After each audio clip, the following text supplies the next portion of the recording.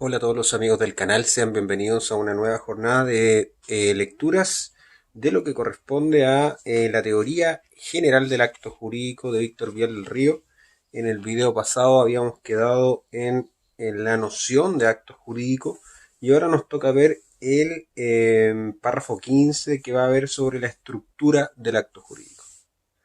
En lo relativo a la estructura del acto jurídico, es tradicional la distinción entre elementos de la esencia o esenciales y elementos de la naturaleza o naturales y finalmente los elementos accidentales. Vamos a tratar cada uno en específico. La letra A va a hablar ahora de los elementos esenciales del acto jurídico. Elementos esenciales son, en opinión de Stolfi, los necesarios y suficientes para la constitución de un acto jurídico, entre comillas, necesarios porque la falta de una de ellos excluye la existencia del negocio, y suficientes porque ellos se bastan para darle esa existencia y por consiguiente su concurrencia constituye el contenido mínimo del acto.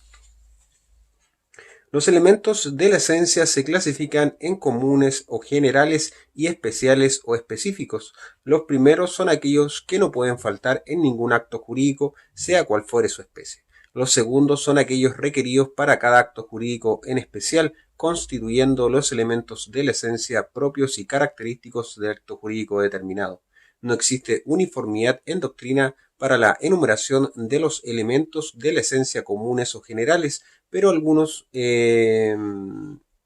elementos esenciales son solo dos.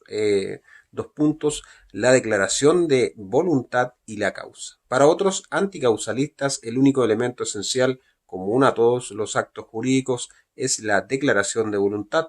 La doctrina tradicional señala en tal carácter los siguientes dos puntos: la voluntad, el objeto y la causa. El Código Civil chileno dice en el artículo 1444 que son cosas de la esencia de un contrato aquellas sin las cuales no produce efecto alguno o degenera en otro distinto, pero no menciona cuáles son. De la disposición citada se hace posible desprender las consecuencias que derivan de la omisión de un elemento de la esencia. Si se omite un elemento esencial común o general, el acto no produce ningún efecto, es la nada o inexistencia jurídica. En cambio, la omisión de un elemento esencial propio o específico del acto, si bien impide que se produzcan los efectos de éste, no cierra la posibilidad de que se produzcan los efectos de otro acto jurídico para cuya existencia fue idónea la manifestación de voluntad. Elemento de la esencia común a todos los actos jurídicos es la voluntad. El acto en que falta la voluntad es jurídicamente inexistente y no produce efecto alguno.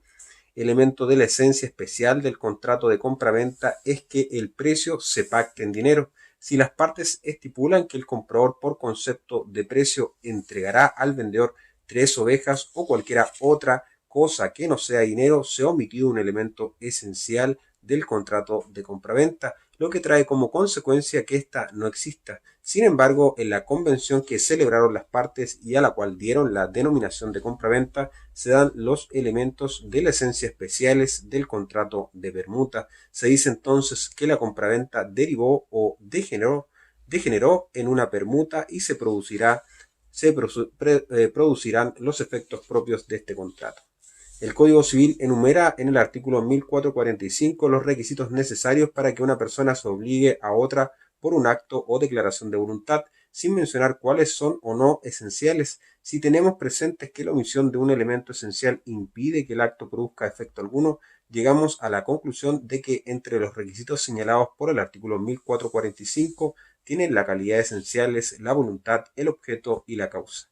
No tiene tal calidad los restantes requisitos enumerados por el artículo 1445, a saber, la capacidad, la voluntad sin vicios y el objeto lícito y la causa lícita, pues el acto en que incide la incapacidad, la voluntad viciada, el objeto ilícito o causa ilícita producen los efectos que le son propios, pero con un vicio que autoriza su declaración de nulidad.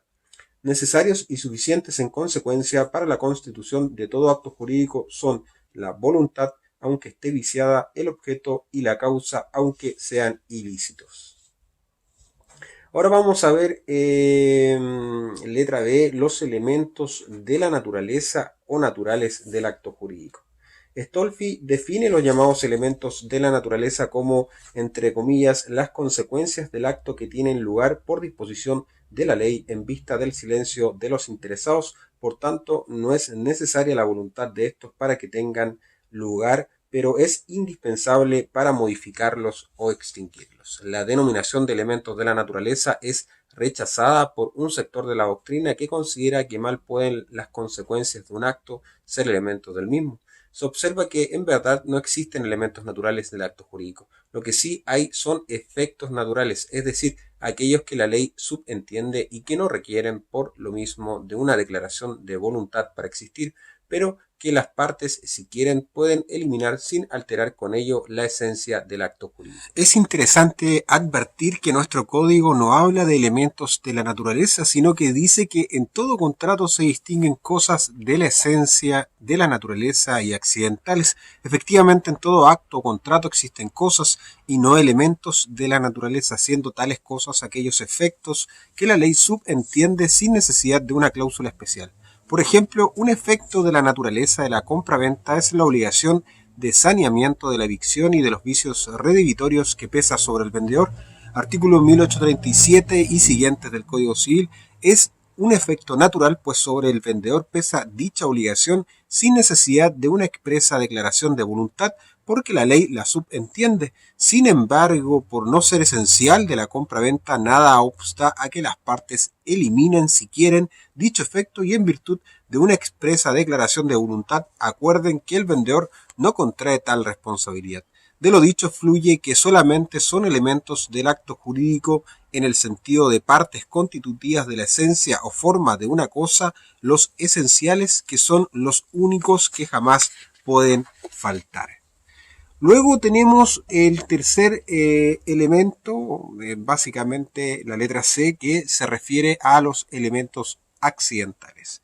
Elementos, o mejor dicho, cosas accidentales de un acto jurídico son aquellas que las partes pueden, en virtud de la autonomía privada, incorporar a éste sin alterar su naturaleza. Las cosas accidentales que suelen incorporarse a un acto jurídico se refieren generalmente a la existencia de los derechos que emanan del acto o a la exigibilidad o a la extinción de los mismos. Así las partes pueden formular una declaración expresa de voluntad por la cual agregan a un acto jurídico algo que la ley no requiere como esencial para la existencia del acto y que tampoco subentiende, señalando que su omisión impide que el acto nazca y que produzca efectos. Tal cosa ocurriría, por ejemplo, si en un contrato de compra-venta de bienes muebles que se perfecciona por el solo consentimiento de las partes sobre la cosa y el precio, las partes convienen que la venta no se repute perfecta hasta el otorgamiento de escritura pública o privada. Así lo dice el artículo 1802 del Código Civil.